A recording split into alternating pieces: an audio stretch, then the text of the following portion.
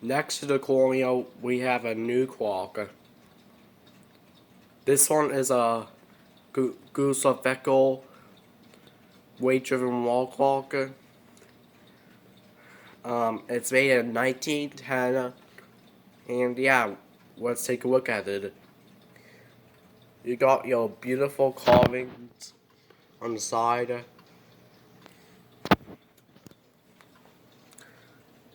The top of the clock, the inside of it, and on the base. You got your pendulum level. That means the reason why that's there because is to set the beat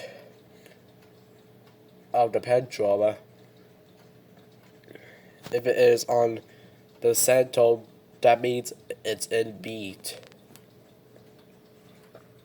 Just your classic round pendulum. One chime water. Two weights with a brass pulley.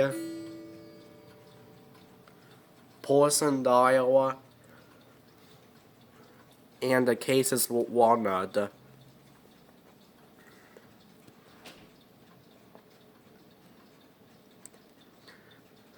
Plus, this thing has movement access from the side. So I'll show you more in depth of this clock later in this video. Also, the reason why there's two nails there, because when we attempted to get in, it scratched this wall. So we removed that part. And now it's on the side.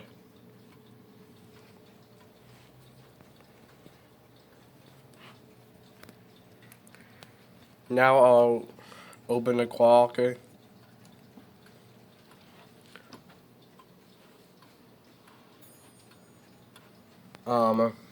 Closer look of the porcelain dial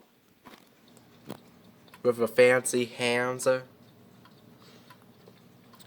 Also, you got your crinkle, which lights clockwise.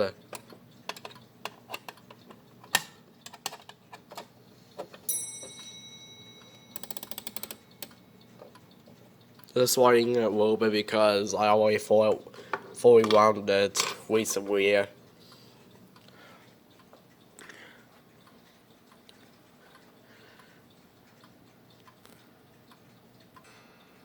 Right now, I'm currently timing it in, but now I'm going to flip that, making it how it sounds.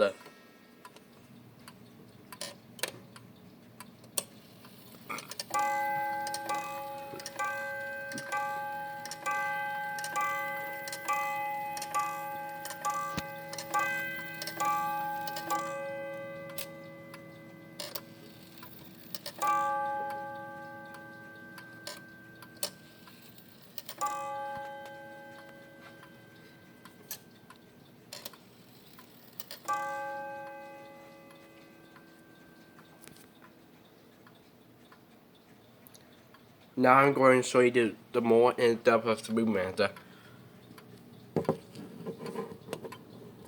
So here it is. Has one chime hammer, which I demoed. Not sure if I can do it. There we go.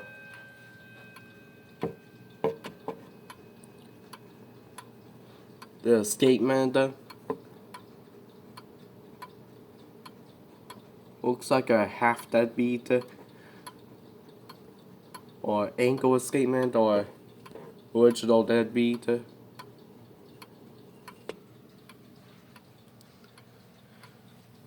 Here's a movement from the side.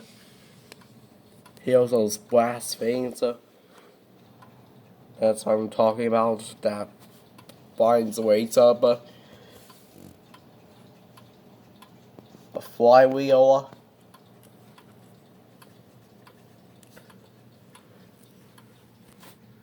And now the other side.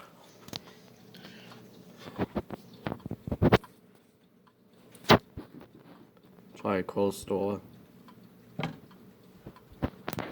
Yep, unfortunately I can't do a heel.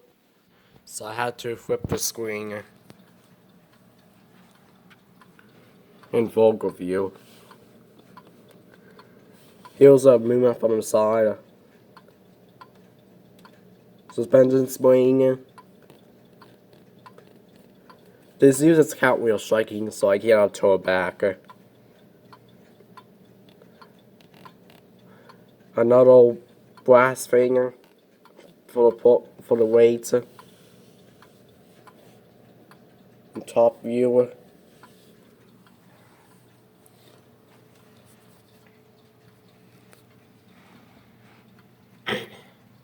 Now I'm going to show the chime handle doing its thing on the owl.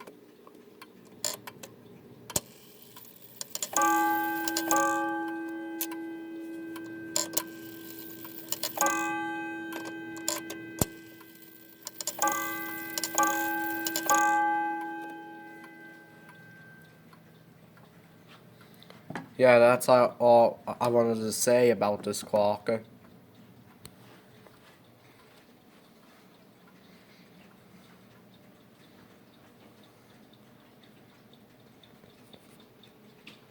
Thanks for watching. Oh, also please comment, like, and subscribe. Yeah. Now, bye.